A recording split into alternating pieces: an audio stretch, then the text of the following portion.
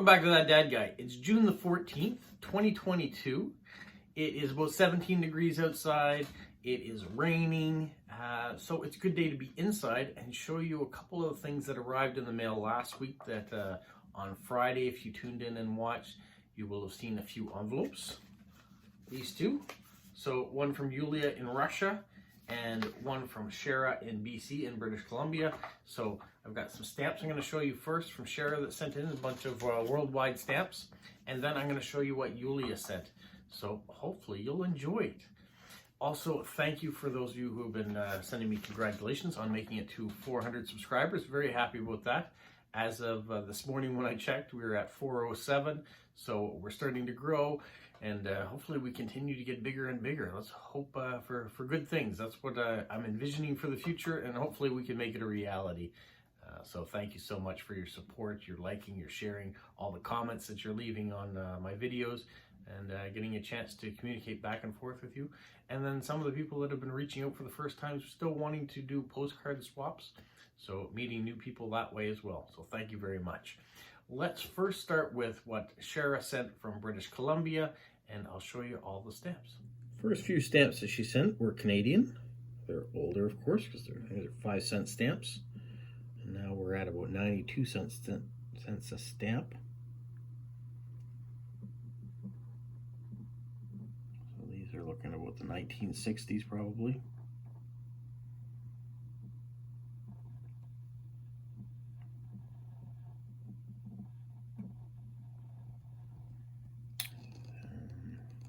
Little ones here.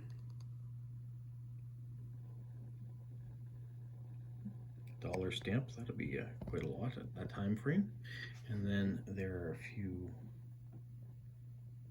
stamps here, some British stamps.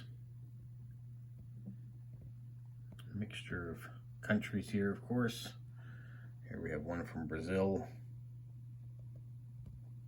There's an American one. I think this one is German, but let me know if you guys can. I couldn't read it right there at the bottom. This one here from the Netherlands. A couple from Mexico. One from Hungary. So that's that grouping. And then if we go over here, we have this one here. There's from Russia. And we've got some from the Czechoslovakia. That one is upside down. Let's fix that. There we go. A lot easier to see the image when it's the right way up.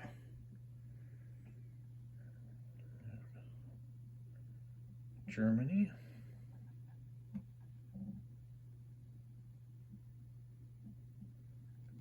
A couple from Belgium. Switzerland. Some French stamps. It was not in great shape, but it's like an older stamp. A couple from Spain.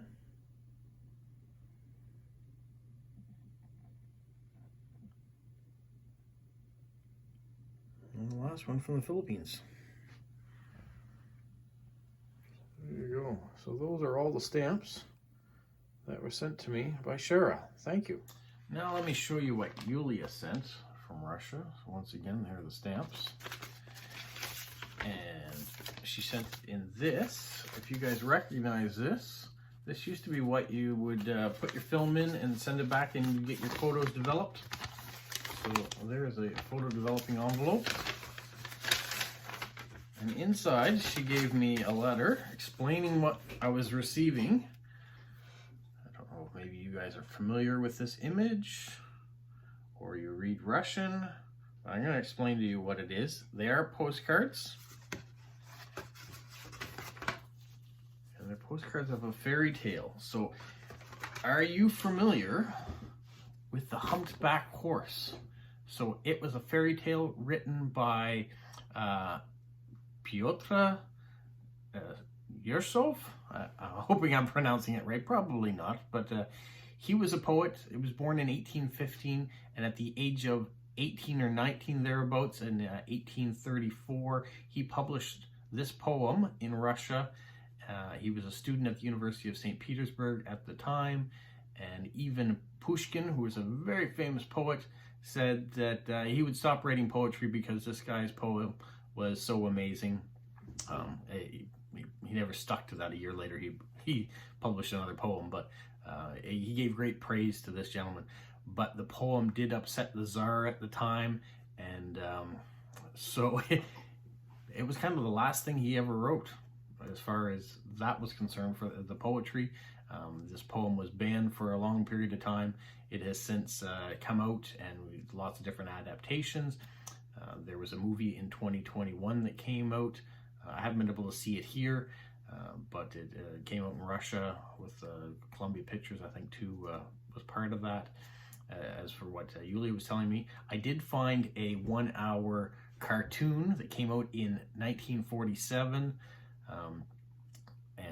so I was able to watch that, and with the letter that Yulia sent about the poem, I thought I'd tell you the poem, and we'll go through the cards one by one, and you kind of get a chance to see it. It'll be a little different, little story time. It's wet outside anyways, so what a great day to be in, having a little bit of a story. I think Once Upon the Magic Road, I think is the name of the more recent movie, but the original is The Humpbacked Horse. So here is the first card, and you can see the father is with his 3 sons. So this father had 3 sons, and he had a wheat field that the wheat was being stolen every night. So he had asked his 3 sons to go out and find out who was stealing the wheat. But he had one son that was very strong and lazy. He had one son that was very suspicious, and then he had one son that was very boastful. So they went out and they started to look for the culprit that had been stealing their wheat from the fields. But the old lazy son and the son that was suspicious of everybody decided, you know what, they're going to let their little brother do all the work. They were going to go have a nap, and they told their little boastful brother that, you said you could count all the stars in the sky, so stay up, count the stars in the sky, and make sure nobody steals the wheat. While he was up, he found this magical horse, and this magical horse had been stealing the wheat, so he captured the horse. But the horse said that if you let me go, I will give you 2 more horses that you can do with if you take good care of them. He also had this little tiny pony, the humpback horse, that he got as well. It was a magical pony. So the little brother was all excited. He'd gotten these horses for it. He'd found out who the culprit was. So he went and did that. When the brothers woke up, though, little brother and the pony were out, and they found these 2 horses, and they thought, well, we're going to make a bunch of money and get some drink. We're going to go into the market, into town, and we're going to sell the horses. And when the little brother realized that the horses were gone, he didn't know what to do, but the pony said, you know what, I'm going to help you. I'm magical. We'll go into town, and we'll stop your brothers from selling the horses. So they flew off. And while they flew off to try to stop the brothers from selling the horses, they found a magical feather. Well, kind of a lighted feather that came from a firebird. So the little boy, Ivan, he put away the feather. He thought he would use this in the future. Maybe it would bring him good luck, even though the magical pony said that it would give him nothing but bad luck. When he got to town, he realized that he caused quite a stir, and the Tsar came to town. The Tsar saw the horses, wanted the horses, and so he decided that he would buy them or take the horses, and the only condition that Ivan had was that he would become the stable boy. And so he became the king's stable boy for these 2 horses. But the king also had someone that was helping him out, that was putting ideas in his head. He found out about this feather that Ivan had and told the Tsar that Ivan said that he could catch this firebird. And so the Tsar said, well, you better go catch the firebird, or I'll have you put Put to death, you boastful little boy. So Ivan went out with the magical horse, and they were lucky enough to find a way to trap one of these firebirds and bring it back to the Tsar. And the Tsar was so excited, but his advisor was not excited about that and said, well, maybe he should go out and find the lady of the lake, most beautiful woman ever. He should go and bring her back to the king. So Ivan went out and found this lady, brought her back, and she said, you know what? I need to have my ring in order to marry the Tsar, but it's at the bottom of the ocean. And he's, oh no, how am I going to get to the bottom of the ocean? So they went to this place and found this whale, and the whale had the whole town or community on it, and they felt trapped in it because the whale had been swallowing all the boats that had come by, so they had no way of getting off the whale. So Ivan with his horse had to go see the lady in the moon, and the moon asked her, how do we get him back? And he said, well, I'll free the whale if he gets rid of all the ships that are inside of him. So the whale spit out all the ships, and he was finally free of the community that was on his back. And the whale said that he would go to the bottom of the ocean and retrieve the ring, which he did. So Ivan now has the ring, has the beautiful woman. The king is in love with the beautiful woman, but he is such an old Tsar that the lady does not want to marry him.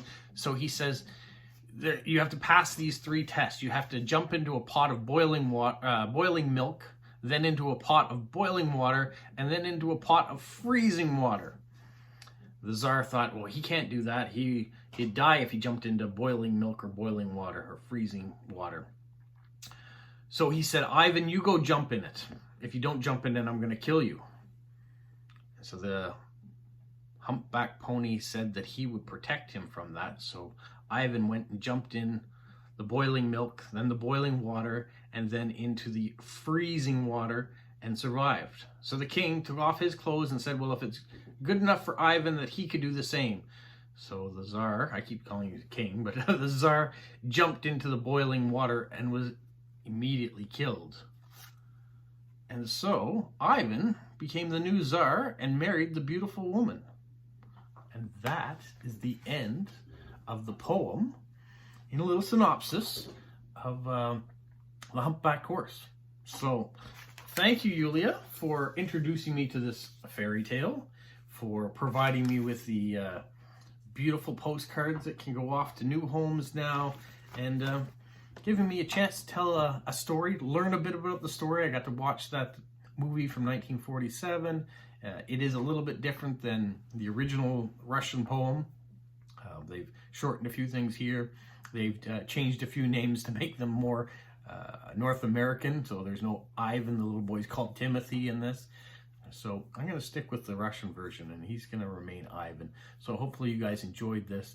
Thank you so much to Yulia for introducing me to this Russian poem. And for all of you guys, I hope you enjoyed it, and share the story maybe with your kids as well. There's some interesting dynamics in there, things about don't be boastful, don't say things that you can't do, because someone's going to put you to the test and tell you that you have to do them. Don't be lazy and put your work off onto other people when you can do it yourself, like the big brothers did. And yeah, thanks a lot. Stay safe. What, Polo? You say like, subscribe, share, and tell all your friends. Who's a good boy? Who's a good boy?